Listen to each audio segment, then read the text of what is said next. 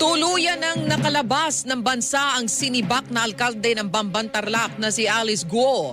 Ito ang isiniwalat ni Senador Riza Hontiveros sa isang tinatawag na manifestation sa plenaryo ng Senado. Anya, noong July 18 ay bumiyahe patungong Kuala Lumpur, Malaysia si Guo.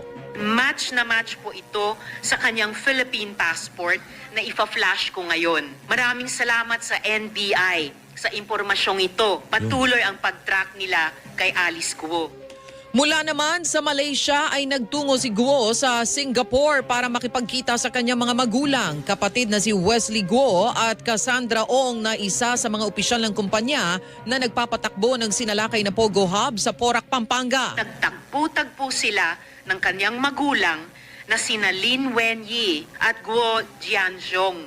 The couple flew in from China on July 28, 2024. Mistulang reunion sila doon.